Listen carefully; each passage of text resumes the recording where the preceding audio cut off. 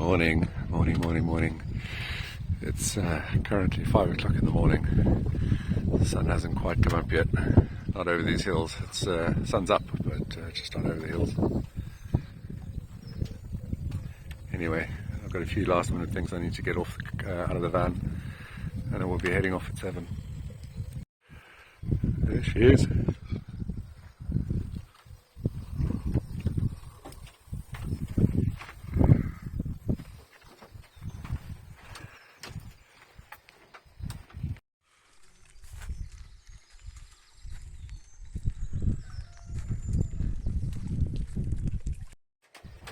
Yes, it's like I said, it's 5 o'clock in the morning. Got a couple of things to get off the car, get out of the van. The outboard, fuel tank, what else? The foresail. Hope that's going to be okay for the journey. It's just the UV strip that I wasn't able to paint.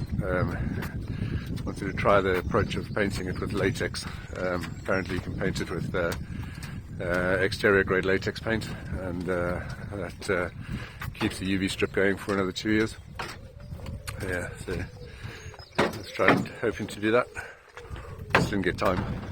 Yeah, and maybe get some last minute tools and stuff. I need to then move the van from there to that car park up there. Yeah, steady 10 knots of wind at the moment. Oh, you can't really see it. It's going to be a nice day. So, it's a nice start to the day.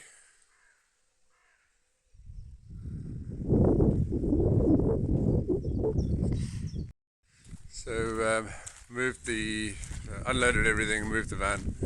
Just need to get everything on board now. Gosh, this rainbow is getting even brighter. That's because I'm walking closer to it, right? It actually looks like it's coming closer. Interesting, it's coming down in front of the foothills of the banks here in the river. Okay, I'll show you in a sec.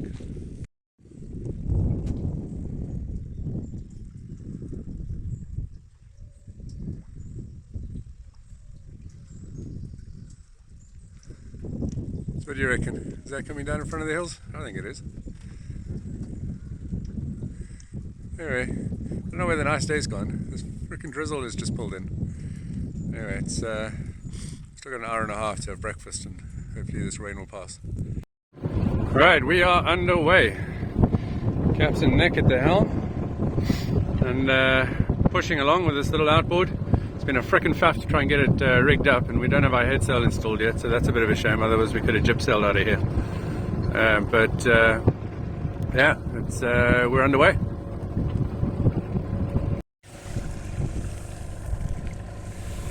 So, managed to get this rigged up.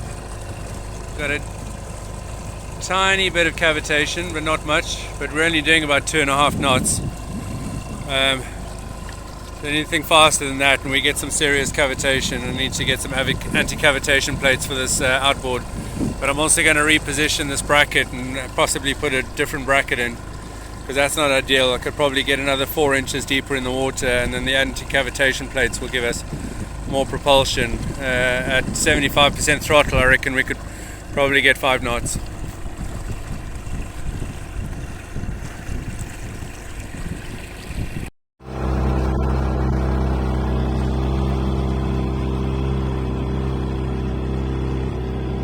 Hey, Captain Buster, Buster Blood Vessel.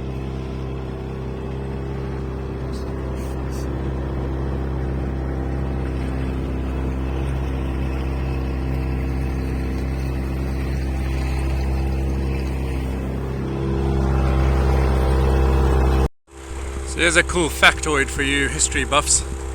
That Royal Navy Training Academy up there is where Prince Philip met Queen Elizabeth for the first time, or should I say vice versa. Queen Elizabeth met Prince Philip. So the story goes that the King George was visiting the Naval Training Academy, being a Navy man himself, and he asked the young officer Mountbatten to chaperone and show his young daughter, who was only 17 at the time. I think Mountbatten was in his early 20s, and show her around and make sure she was entertained. So that's where they met, but that's not where the story started. So the romance started many years later when they met at an event one day when he was then graduated, and he said, "Oh, Mom, I met you at the training academy," and she said, "Yes, I remember you." And then, as they say, the rest is history. Also, if you're in Dartmouth, this paddle steamer here is one of the few remaining coal-powered paddle steamers in the world. I think there's only 3 of them in the world. Definitely worth a visit. And if you're lucky enough to get the same tour guide and skipper that we had the last 2 times, he tells hell of a good story. So that's in fact where I heard the story about Prince Philip and Queen Elizabeth meeting, was on that paddle steamer. They also tell the story of that cream-coloured building right on the foreshore there. That one there in the middle of the screen. So that building is called Platform 1. And the name might give you a clue as to what it was originally designed for. It was originally designed to be a railway station built by none other than Isambard Kingdom Brunel. He had visions of extending the South West Railway line to Dartmouth, and was in the process of getting planning permission and already started building his station over here. However, the landowners up there, where he needed to build a bridge across the Dart for the railway station, said, "Not in our backyard, young man, or you fool." But anyway, the planning permission fell through, so the railway line then had to divert into this little town over here, which you can't see because of the glare. But this is Kingswear on that side, and Dartmouth on this side. But Dartmouth is beautiful. Dartmouth is arguably one of the most gorgeous little villages, and the River Dart and Kingswear, one of the most beautiful little villages in all of England. Look, don't get me wrong, Balamory and places like that are absolutely beautiful. You know, there's a lot of places up in Scotland that are beautiful, but they're beautiful to put 2 days of the summer that they get. This place gets really quite a nice summer. And a little factoid as well, this trip to Dartmouth, from Exmouth to Dartmouth, is also where that fella down there and I became friends. I can't remember if we had actually been out for a day sail before, or if we just decided to hell with it, we're going to go on an overnight to Dartmouth and back. But yeah, we came down here to the music festival and headed back, and then trying to get the boat moored and back to the pontoon. That was a hell of a mission, and we managed to survive that to this day. So yeah, all good.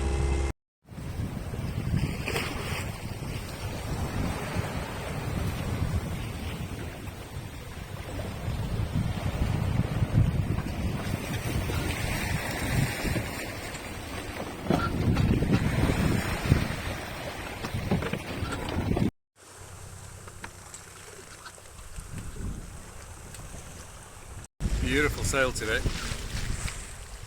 Beautiful sail. The boat's proving a little bit difficult to balance. I've been hand steering for about an hour and a half. Nick did about 3-4 hours. Lost track. But yeah, it's tricky. We've got the mizzen up. We've got the mizzen up. We've got the main and the jib out. But it's, like I said, it's proving harder to balance than I was expecting. So maybe because it's a keel hung rudder, that the lateral resistance from the rudder is not quite as good. So balancing a modified full keel is a little trickier. I don't know. I guess my first experience with these kinds of boats, 11 points of bilge keel with a fairly well positioned skeg hung rudder, and so is John Seagull, that's a fin keel. Yeah, it's beautiful day. We got company. We got that guy with his spinnaker up, a cruising chute, I think it is. asymmetric, and we got a guy in the front here who's been slowly he slowly passed us, but he has now passed us. That guy over there looks to me like a Nauta swan, something in the sort of mid 40s, upper 40s range. Pretty boat with a hydro generator on the back, which is quite novel. I don't think he's got a wind vane, he's just got extra electricity to power his autopilot.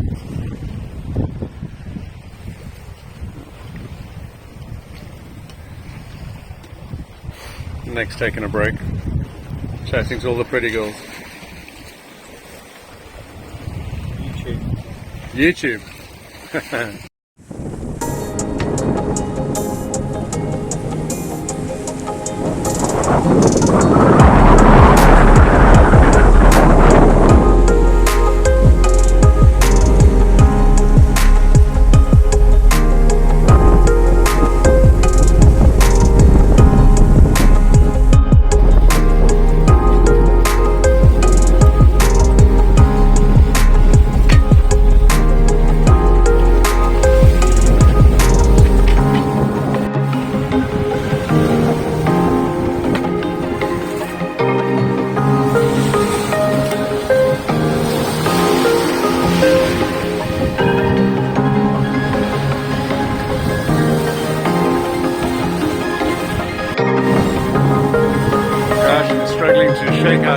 To actually put in this reef. Topping lift's wrong. I should check these things before leaving. Topping lift's wrong, the briefing lines are wrong. Well, first reef line's wrong. And they got bungee cords for reefing. I should have changed those. Well. Schoolboy errors.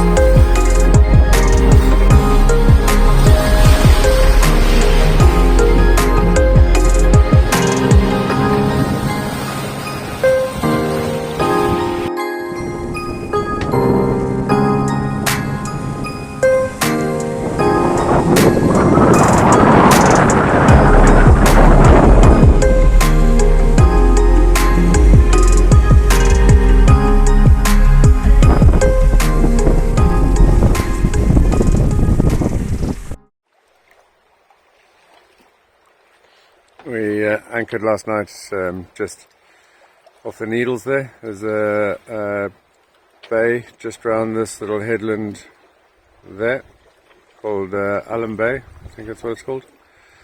The wind absolutely died, and so we had to pick an anchorage so we could actually get to, so we anchored there.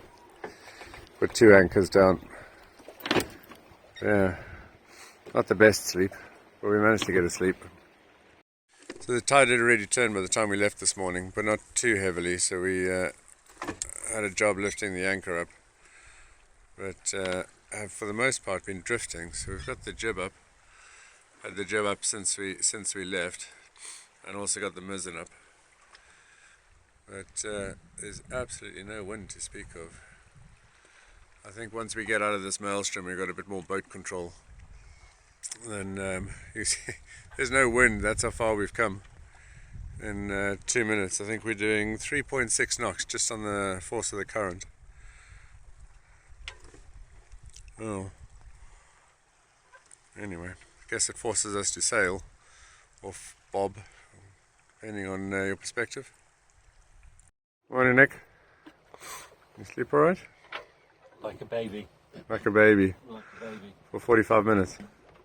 It's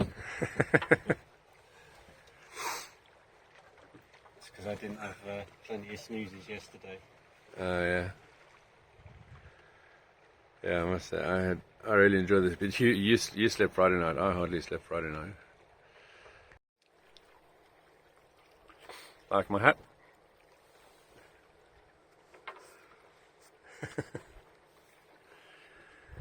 Gosh, look at that. Pretty, isn't it?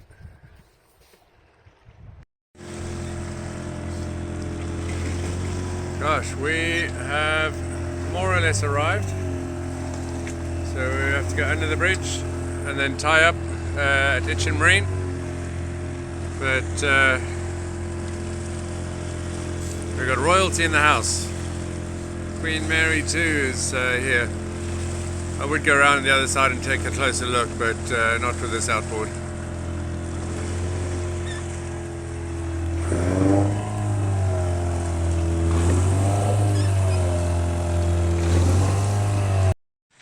Right, good morning. It's Monday morning, and Sibongile is all tied up. So she is currently still called Oleander. We'll do that renaming ceremony at some point. Sorry, it's early in the morning, I'm struggling to speak. But there she is, 35 foot, fully encapsulated keel hung rudder. Learned a lot over this passage. I have to say I learned a huge amount about this boat, but also my own skills. This boat was not easy to sail compared with John Seagull or even 11 Point. But yeah, the rigger came and had a look yesterday. He's really impressed. Given me details of his partners who are naval architects and surveyors. One of which is actually Corribee Yachts, which will be quite exciting to work with them. Yeah, so the next step in the journey is underway. Looks nice, doesn't she? Right, so that's us all done for the weekend. Gosh, it's been exhausting. I fell asleep yesterday at about 5:30 in the afternoon, maybe 6, after having had dinner and sorted myself out, a shower, went out for food. Fell asleep at about 5:30, woke up this morning at 5:30. Straight, solid 12 hours sleep. I must say, I could have gotten up earlier, but I didn't need to do anything. Yeah, it's quite low tide here at Ancient Marine. Yeah, so I hope you enjoyed that. Please share this channel with friends, family, anybody who's interested in mental health, interested in mile building, sailing, interested in both, interested in women in sailing, because we've launched, we're in the process of launching an arm to sailing Sibongile called the Sisters of Sibongile. So that's going to be exciting, developing follow-up successors to Kirsten and to Ellen MacArthur and wonderful sailors like that. But nevertheless, we're all about mental health primarily, and so that's the message that we're trying to promote, is protect your mental health and do a little bit every day to look after yourself.